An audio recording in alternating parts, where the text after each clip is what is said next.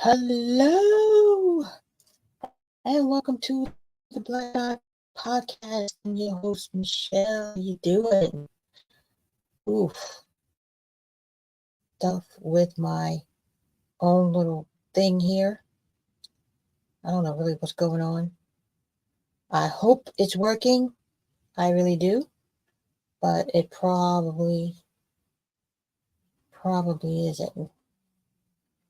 Hold on a second. I should have gotten this straightened out before I came over here.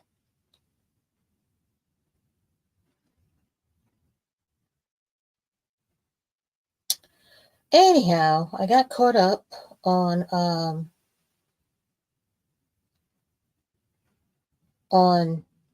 another live, just kind of listening to it, and didn't get a chance to do what I needed to do. Sorry about that. I just had to on the podcast. So I was supposed to go on live earlier and just didn't get a chance to do it at all. Not at all. So I don't know. In the other live by another content creator whose name I will not mention, the subject was Princella Clark. And let me start out by saying good morning. I am the late, way too late live. I know. Well, I couldn't sleep. And I was on this other live that was just really mesmerizing. It has me thinking about myself, thinking about the channel, thinking about everything. And I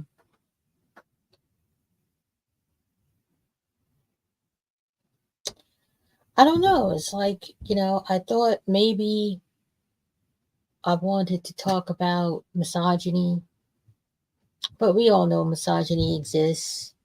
I wanted to talk about, well, I wanted to share with you. I don't really just want to sit here and dominate the conversation. I actually wanted to come on and share with the audience some of the information that I have learned and find out what you think about it.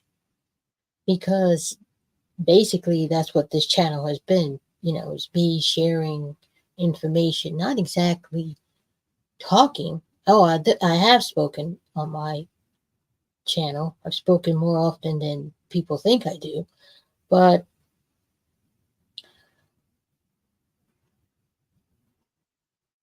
I just really wanted to connect with everyone and just say hello and talk about what's going on here in these YouTube streets. I think the problem I have with broadcasting and with things that are going on here on my channel is that I don't necessarily want to talk about the issues that I'm talking about. I just wanted to come here and kind of educate people on what Black women have contributed to society. And when I said let's change the narrative, that's kind of what I meant. Like, Black women in my lifetime have, and as I have observed, have often been maligned, cast down, just demoralized, uh, castigated. Those of you who know what the Scarlet Letter is, it's a novel about a woman uh, written in the 1840s and set in the 1600s who had a baby out of wedlock. And the community constantly, as her punishment, she went to jail. She had to give the name of the father. She refused. So as a consequence, she had to wear a scarlet letter on all of her clothes. And I feel that that's the story of the modern Black woman. You know, you have to wear the scarlet letter of accountability on your person everywhere you go. If you have a child, if you don't have a child, if you're married, if you're not married, you know, everyone's screaming accountability, accountability, accountability. And I just wanted to like walk away from that whole nonsense. And I wanted to talk about what Black women have really contributed to our life, like what they contributed to the world, and how, in many ways, Black women were just as instrumental in the suffrage movement, in feminism, and really any social justice movement that ever mattered. Black women were instrumental in. And I just wanted to share that. That's what I wanted to talk about. That's what I wanted to share. That's what the channel was originally about until, I don't know. But anyhow, I just want to stop by and thank 404 of you for choosing my channel. Thank you for those views. Thank you for those likes. Thank you. Thank you. Thank you. Thank you. Um, I don't know if anybody's going to come in because it is very late. It's like 2:48 a.m. and I can't sleep. I had a coffee drink. Coffee drink. Now, I started off talking about this live that I was on, and the subject of the live was Princella Clark. And some reason she has been in on people's minds, you know. And it seems as though people are not, and I'm saying people in these YouTube streets are not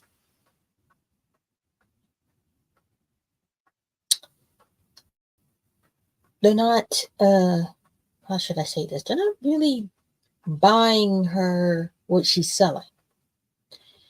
And as a feminist myself, and I consider myself a stark raving mad feminist. I'm married 20 years.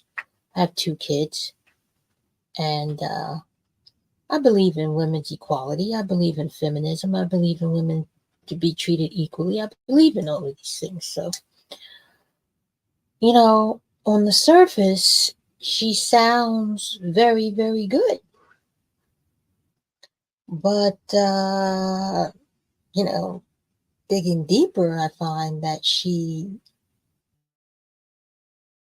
has what I call the right information, but she's using it in the wrong way. Does that make sense? Um, and I find that she is rather turning people off, which I don't really watch her content. I've just started to see her on TikTok, and you know, she comes on very strong, very powerful. Uh, she definitely has a presence about her, and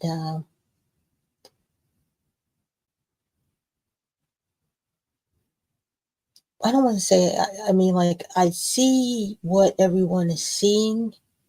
I was never really drawn to her podcast because I like a lot of other people's work, and I do a podcast. I know I don't release a lot. I do a lot of recording, and here all the time in this chair recording, setting up, uh,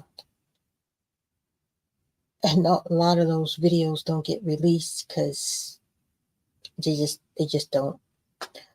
But I don't know, like what I've learned tonight just kind of blew my mind. Like I said, I see her on TikTok, and like you know, lately she's been kind of blowing up, and wow, wow, just wow. I'm still kind of glazed over how they're reviewing her program, reviewing her videos, and what they're thinking about her and how they're feeling about her. I think it's like, and she's saying, leave men alone. And the thing is, I believe in what she's saying because, like, again, I don't really pay attention to her per se, but when I hear some of what she says, it sounds okay. I do believe that women should start decentering men, and not to erase men from your life, but to take the time and the opportunity to get yourself together. I think we should do that. I think women should stop making men the focus of their lives, stop making men the focus of everything, and just start looking inward and taking that opportunity to look inside yourself, improve yourself, find peace, find rest, find something other than men. I think it was last week. I was in the chat of a live on TikTok, and it's the usual conversations. Uh, Women were talking about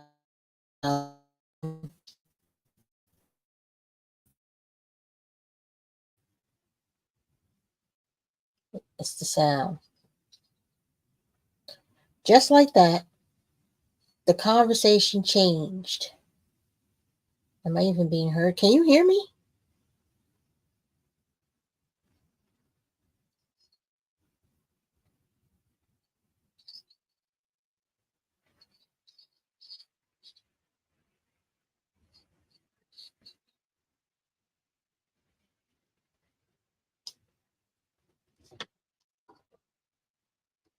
Can you hear me?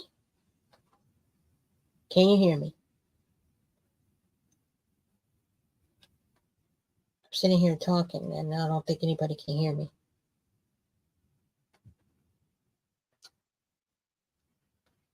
Papa, can you hear me?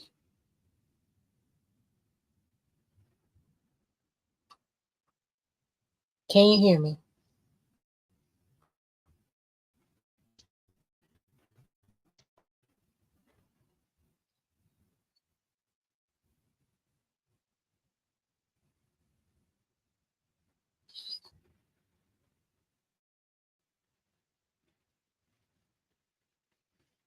Am I being heard?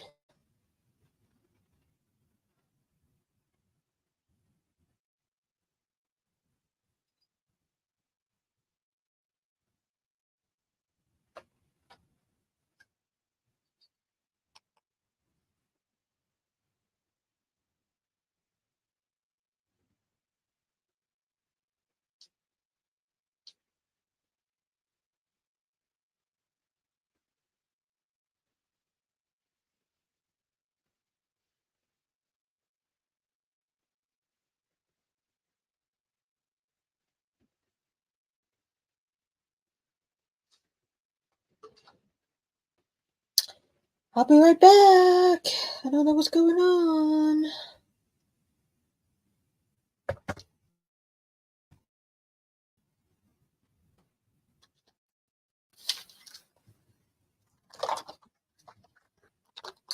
I can't hear it.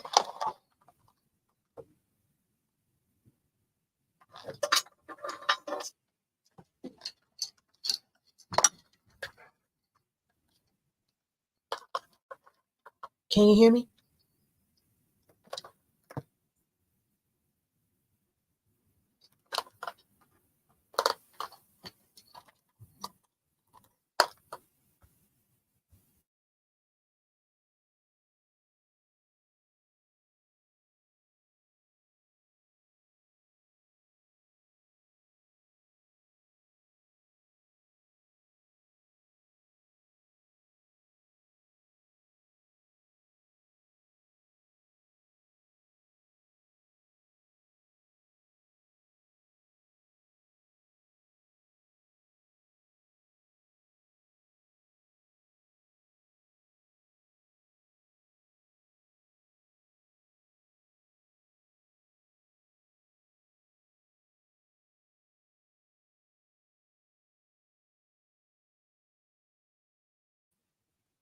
All right, can you hear me now?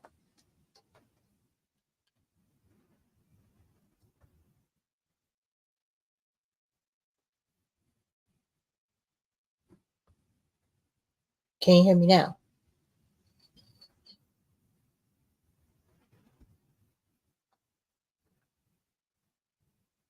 Sounds like I can. There's nobody up, so I can't ask. If you can hear me, put a one in the chat.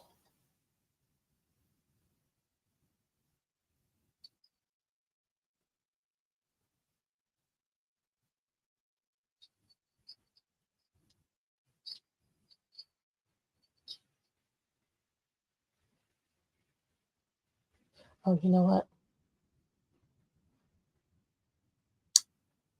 I forgot.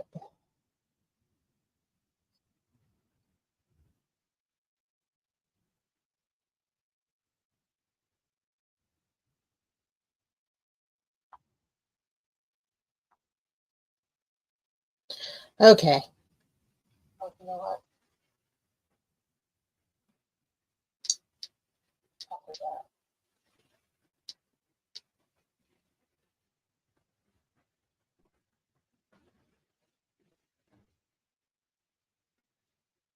So I hope I wasn't talking and nobody heard a word I said, because that would really suck. All right. I would really suck. Anyway, I was talking about Priscilla Clark and the divine feminine and all that. Now, what was I saying? I was saying something. Anyway, I got off subject. I got off topic. It's 2:59 in the morning,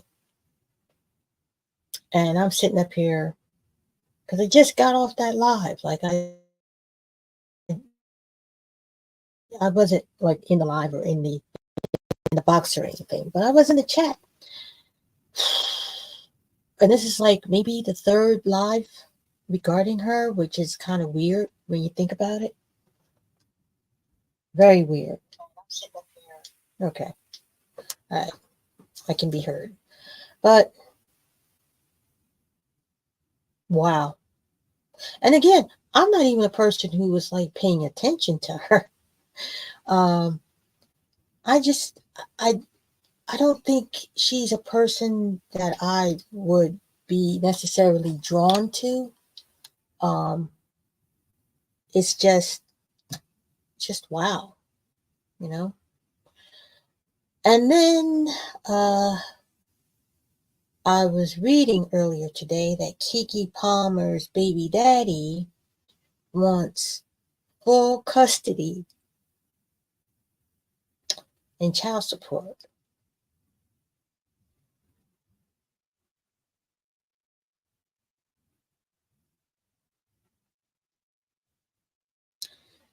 These men give women a bad name.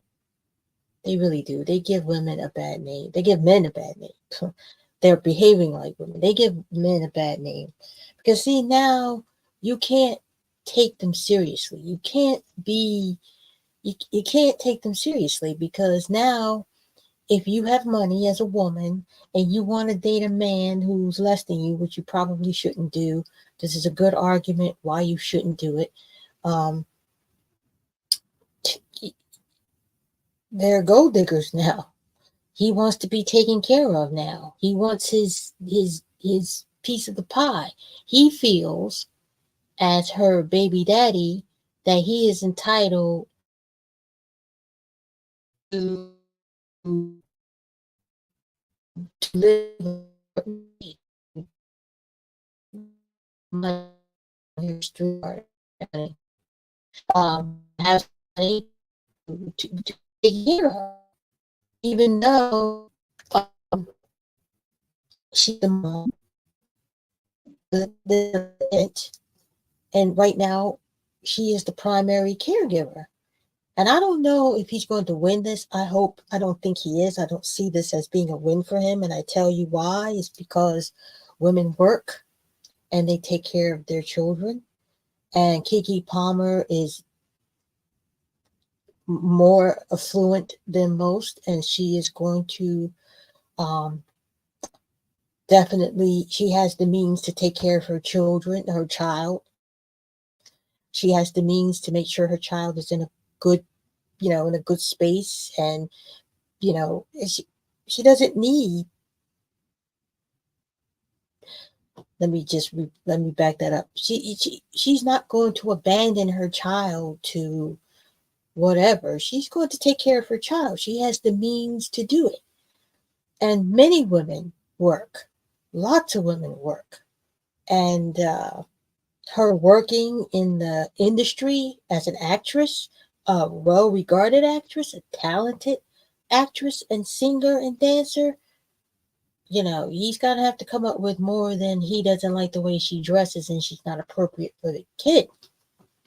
Because there are a lot of single mothers in Hollywood who are doing just that. Now, he should have his visitation rights. Oh, yeah, that did. Yeah, it did happen. That happened with Halle Berry, right? That sure did happen. He got custody, and Halle Berry had to pay child support, even though what was his name? Aubrey or something, the model. Her daughter's father, Aubrey. Yeah, yeah, that did happen. So it's possible. I don't know if he's going to win this. I don't know. Somebody definitely got in his ear and told him that this is the right thing to do, though. You know, get child support, do whatever, do whatever.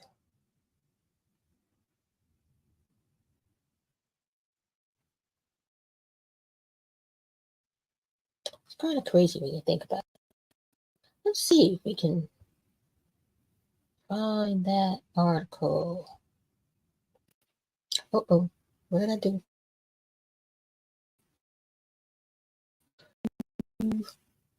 What did I do? Let's see if we can share the screen here. Let's talk about Keke Palmer. Yeah, who it is. Let's talk about it.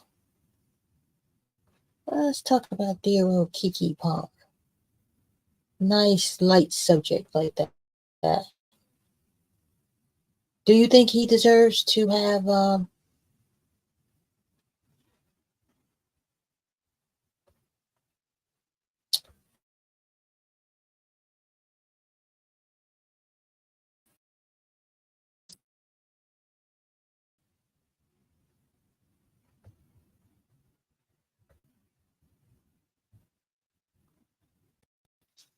okay.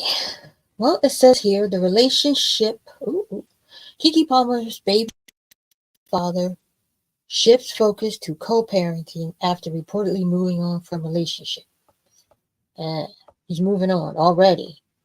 But he a dad though. A relationship between Keke Palmer and Darius Jackson appears to be over. A source told People that the fitness instructor slash actor has moved on from his relationship with Palmer and is now focused on his acting career and co-parenting their child. Earlier this summer, relationship drama erupted between the pair after a video of Palmer at Usher's residency in Las Vegas went viral. In the clip, Palmer was seen wearing a sheer dress and being serenaded by the boyfriend singer during his performance. Darius apparently did not appreciate the moment and took to social media uh, to blast both her reaction to the singing and her dress. On Twitter, he posted a response that said, "It's that outfit, though, you a mom." After receiving backlash from her fans and others for what they called mommy shaming, he temporarily deleted his Twitter account. Uh, Palmer later posted more pictures of her dress to Instagram, captioning the images, "I wish I had taken more pictures, but we were running late. I am telling y'all right now, if you haven't seen Usher, you must go. He was fabulous, giving theater, Atlanta down, tips and tricks, and just absolutely iconic. I was truly inspired as a performer. I whooped some ass in spades too. Where is that pic of all of us together with the king himself? No, what is it? No Rad. Usher also gave a statement to people about the incident saying, I think everybody's vision or version of what they felt happened there just leads you back to just really having a good time in Las Vegas. And that's what I hope came out of it. Palmer and Darius welcomed a beautiful baby boy back in February and named him Leotis, Andrelton Jackson. The two entertainers have not been seen together since the incident, and rumors swirled about their relationship ending. So,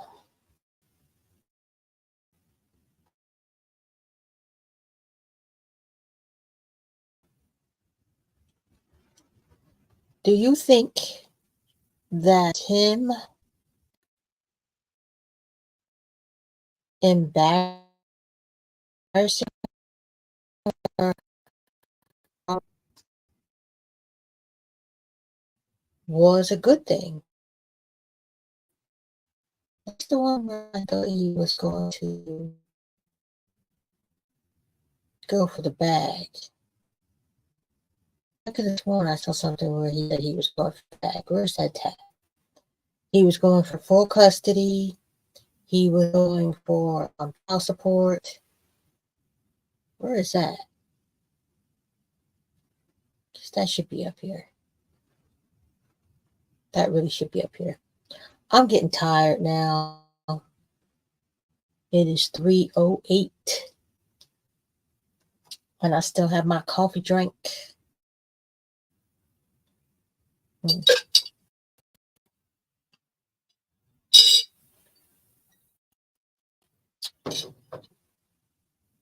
going to keep it up and then I'm going to pull it because I am really sitting here just doing my thing. Doing my thing.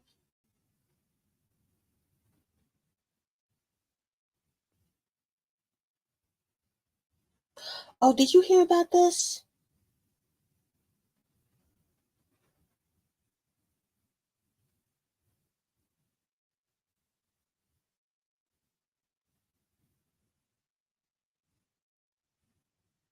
You know what? I might do another video on this tomorrow. I might do it. I'm gonna come back on Sunday, and I'm gonna do a video on this subject. A professor, uh, oops, why do I keep doing that? A professor, again. Let me see.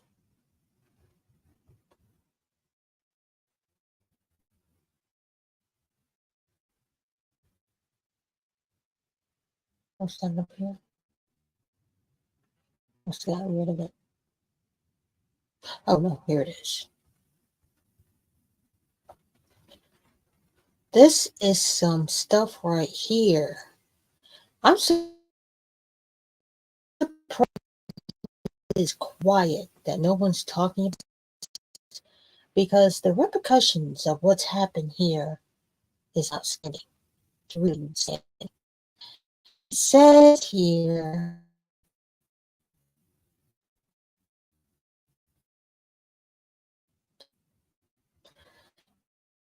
anyway, it was a professor. This is the one.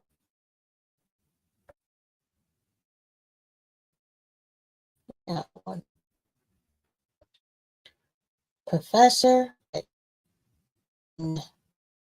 duties. Yeah, studies. His studies have been cited over 8,500 times. That's how in depth his study was. That's how. Excuse me. That's how cited his stories, and very, very word studies were. So anyhow, it says professor was fired for faking data to prove lynching whites want longer sentences for blacks. Now I don't know how who might have heard of this or who didn't hear of this, but this has long lasting repercussions, in my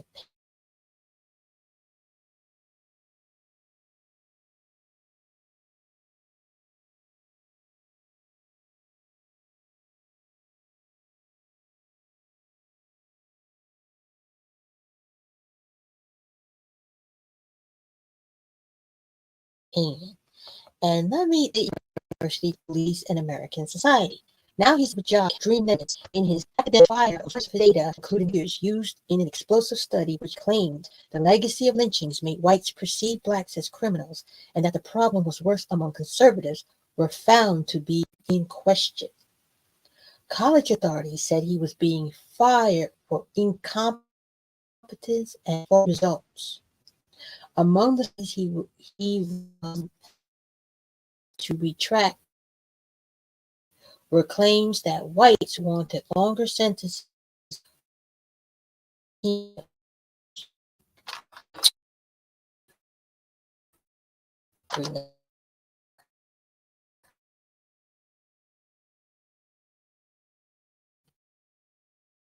is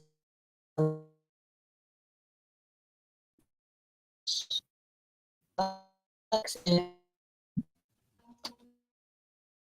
they law and society review between 2003 and 2019 have been fully retracted after allegations the professor's data was fake or so badly flawed it should not have been published.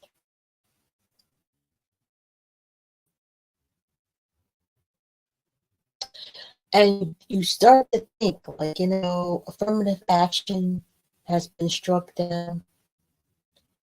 And the question you have to ask yourself is the race card losing its value now? Um, because now this Eric, Professor Eric Stewart did these studies.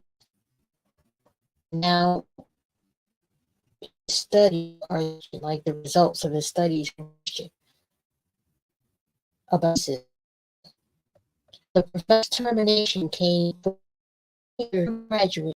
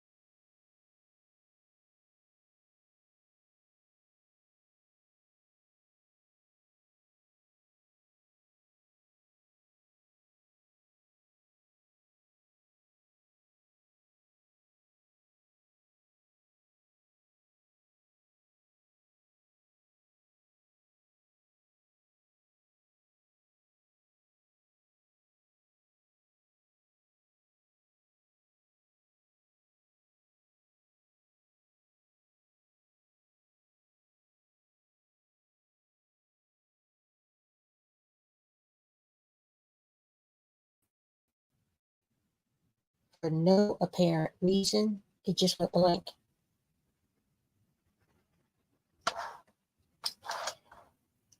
That's crazy.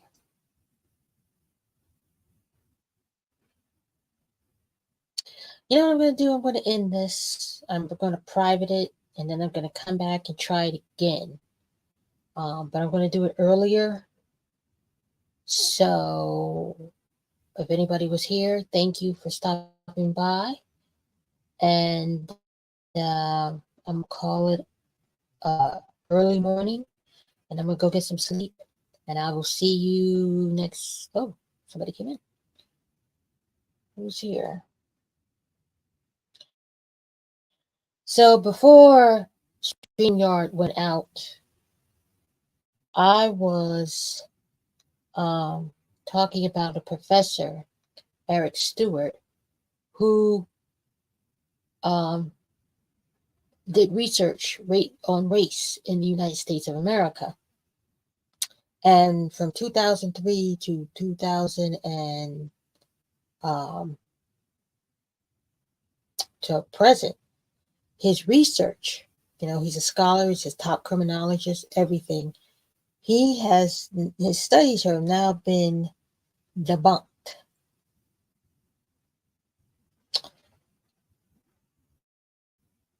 And I was in the middle of talking about that when StreamYard totally went bonkers.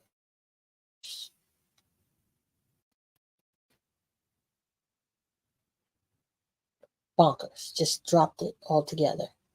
It was fine when I was talking about Kiki Palmer, just rattling on about her, but when I was talking about this professor, I was talking about him for a good deal of time before I realized that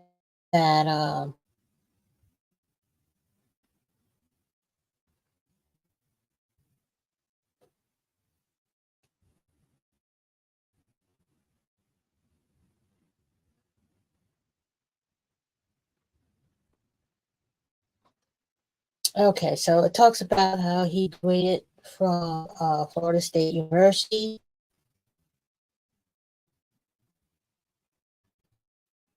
Oh, excuse me, that's not correct. That is not.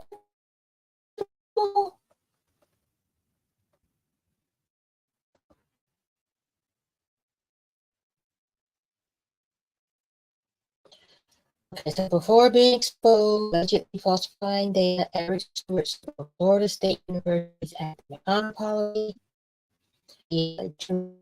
justice, science, for government, and to justice, which is run by the State Department of Justice, have all funded money into research Stewart presided the National Mental Health Operation, NIH, $3.2 million into research on how African Americans transition into adulthood.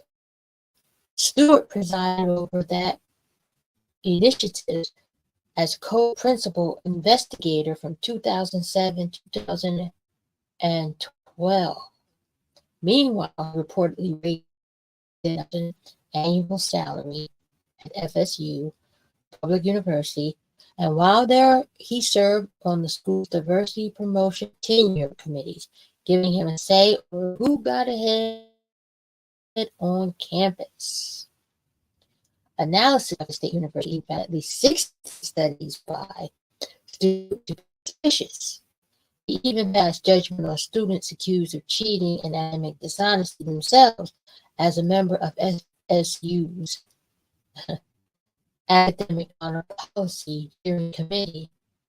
The professor, 51, graduated from Fort Valley State University, earned his PhD from Iowa State University in 2000. His colleagues believed he would become an editor of criminology, the premier journal in the field. The journal did not respond to a request to comment. FSU and Stewart also did not respond to requests for comment. A little history.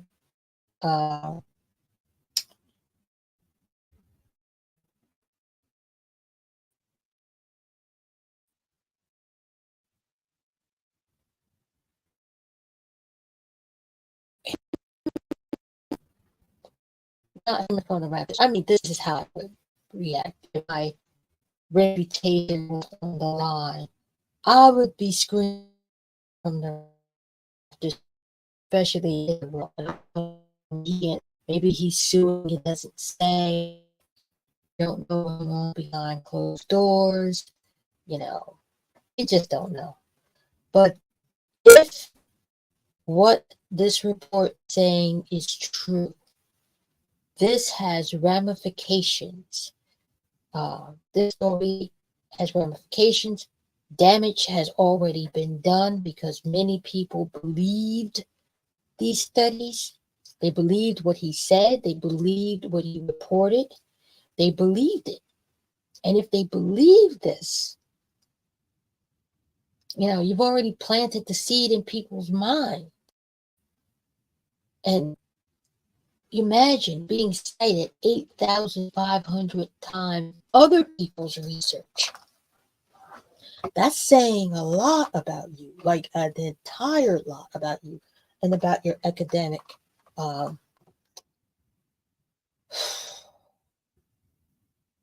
And again, I have to ask the question, is the race card losing its value? Because every time you see someone or the celebrities, they're always crying racism when actually it's just a social issue. You can't do certain things at a certain place. Excuse me.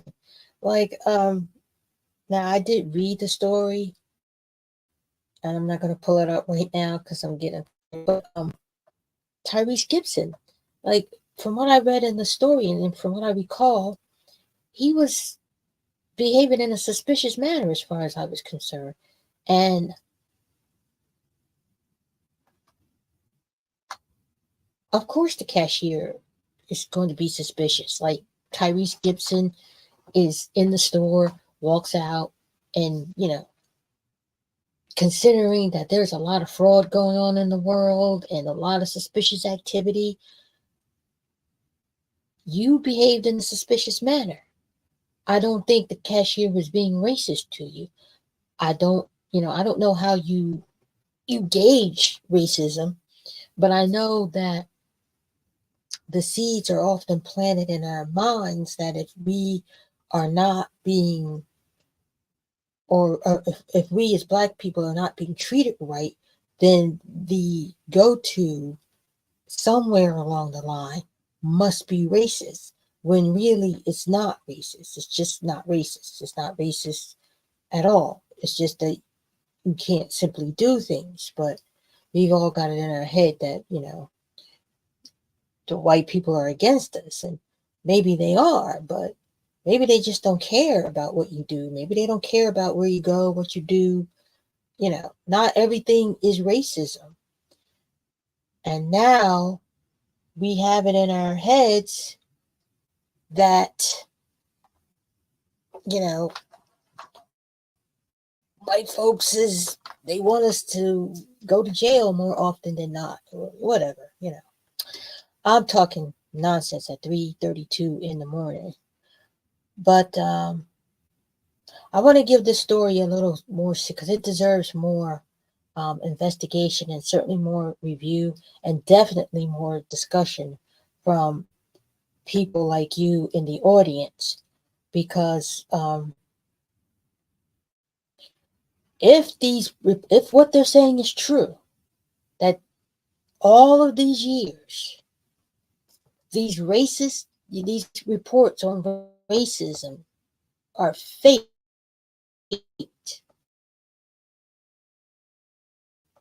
and it's fake by a Black professor. This here, from 2003 to 2017, all of those reports are in question. What is the damage? What has been done? And considering that, and I'm repeating myself here, considering that affirmative action has been struck down, that puts us in a very shaky or precarious situation, because nobody's trying to hear about racism. And the problem with this, if this report is true, and Mr. Stewart did, fake this data about racism. I just lost my train of thought. If this is true, he faked this data.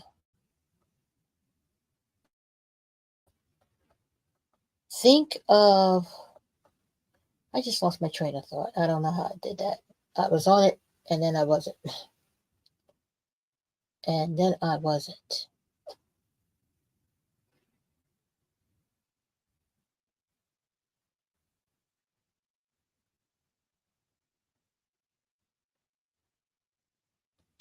I totally forgot what I was going to say. But it really does deserve a discussion. I want to really come back and visit this subject when there are people here to talk about it and discuss it and, review it and give it all that it deserves to have, because I think there is a broader discussion here about racism and about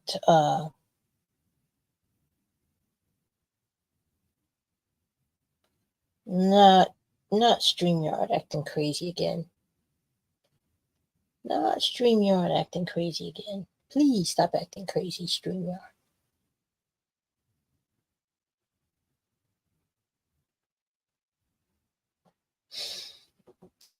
Good Lord. Yeah, so now I can look, because let me get this straight. He was fired for faking data. And just to give you an idea, Stewart's former graduate student, that's Justin Pickett, that's the white guy whose picture we just passed. So they retracted, I think it was 16 of his studies. Lynch makes white people more likely to view black people as a threat today. On one 2019 study, which has been retracted. So this was a recent study, suggested historical lynchings make white people today perceive black people as threats. Stewart floated the idea that this effect will be greater among whites, where social economic disadvantages and political conservatism are greater. And then another retracted study suggested that white people view Black and Latino people as criminal threats, and suggested that perceived threat could lead to state-sponsored social control. And then there was a third one. Stewart claimed Americans wanted tougher sentences for Latinos because their community was increasing in numbers and becoming more economically successful. Now, I'm sorry, that just on its nose sounded like absurd. But, if this is a college professor and this is his study and this is the outcome, of course people believed it, right? Some of Stewart's research's flawed data exaggerated the role race plays in the criminal justice system. Latino population growth and perceived Latino criminal and economic threats significantly predict punitive Latino sentiment, he concluded in a 2015 study, which has now been retracted. How many studies have been retracted? How many?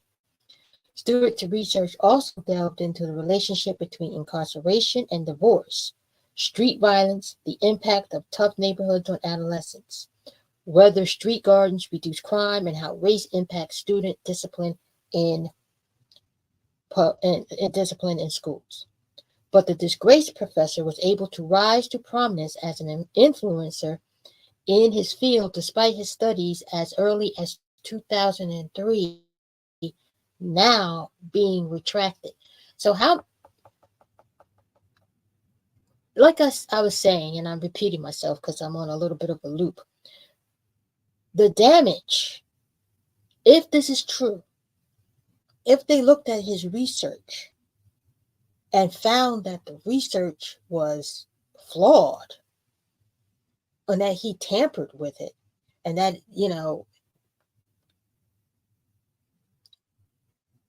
The damage has been done. Already the seeds are in our heads. I mean, it's been done. Stewart's research into the criminal justice system made him a preeminent expert in criminology field. Stewart was a widely cited scholar with north of 8,500 citations by other researchers, a measure of his clout as an academic. He was a vice president and fellow of the American Society of Criminology, who honored him as one of 4 highly distinguished criminologists. That's amazing. Oh, oh, oh, oh. Jesus.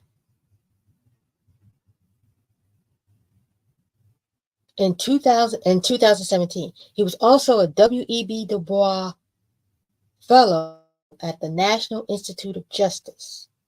The professor received north of $3.5 million in grant support from major organizations and tax-funded entities, according to his resume. This is the guy, this man right here, Professor Eric Stewart. Before being exposed for allegedly falsifying data, Eric Stewart served on Florida State University Academic Honor Policy Hearing Committee on Criminology, the Florida Department of Juvenile Justice, the National Science Foundation, which is an arm of the federal government, and the National Institute of Justice, which is run by the Department of Justice, have all funneled money into research Stewart presided over. This is the thing, and this is what's kind of eating at me right now. If he did all of this, okay, this man is, I can't think of the word because it's 3:40 in the morning, but this man is the at the pinnacle. He is the pinnacle criminology professor. He is preeminent in his field. You mean to tell me that he had all this flawed data over the years and nobody saw it? Y'all just notice it now? I don't know if this is fishy. I don't know. But I just find this to be. The National Institute of Mental Health, a branch of the NIH, poured $3.2 million into research on how African Americans transition into adulthood. Stewart presided over that initiative as co-principal investigator from 2007 to 2012. Meanwhile, he reportedly raked in $190,000 annual salary at FSU, a public university. While there, he served on the school's diversity, promotion, and tenure committees, giving him a say over who got ahead in campus. Analysis by a Florida State University dean found that at least 16 studies by Stewart to be suspicious. He even passed judgment on students accused of cheating and academic dishonesty themselves as a member of FSU's Academic Honor Policy Hearing Committee. The fired professor, 51, graduated his credentials here, Fort Valley University, and earned his PhD from Iowa State University in 2000. His colleagues believed he would become an editor of criminology, the premier journal in the field. The journal did not respond to a request of comment, and FSU and Stewart also did not respond to requests for comment. See, now, and I'm going to say this because I'm repeating myself, but if it were me, and I am distinguished,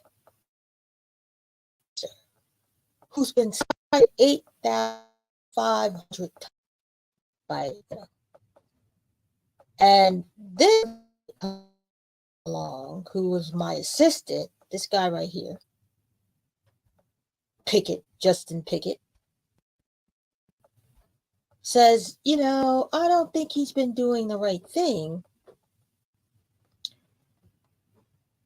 I would just have to yell bloody murder. I mean, I'm making a big deal out of it. I'm going to the press. I'm bringing a lawyer. I'm showing my work. this is wrong. This isn't right. I did the work. This this case should easily be, um, oh, there I am using vocabulary words again. But this should easily, you know, I don't know why he's not screaming louder. That's all I'm trying to say. I don't know why he's not screaming louder. And 4 years, so the data to date, 6 of Stewart's articles published in major academic journals like Criminology and Law and Society Review in 2003 and 2019 have been fully retracted. I mean, Jesus.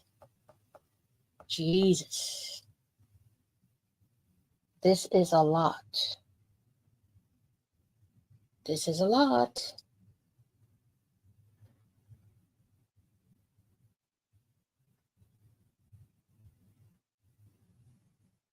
I had to.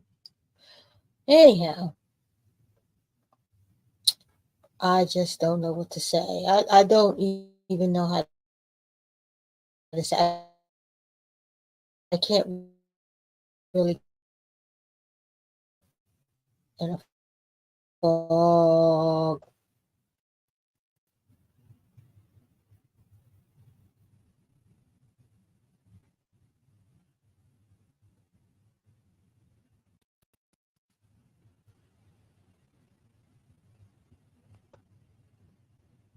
I don't know what to say. I hope this isn't true.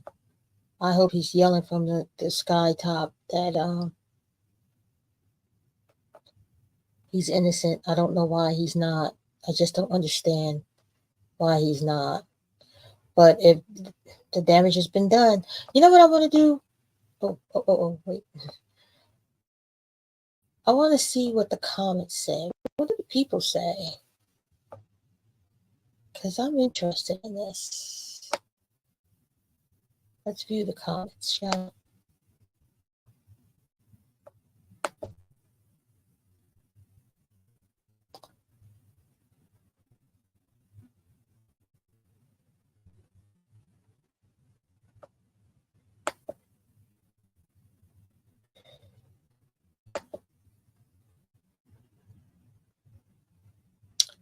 Well, it looks like the comments aren't trying to come up right now. I am getting kind of tired. So what I'm going to do is I'm going to call this live a day.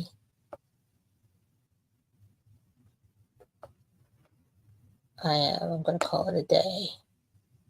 And I'm going to come back and I'm going to talk about this subject on when I'm actually awake and able to discuss it with people, hopefully at an earlier time.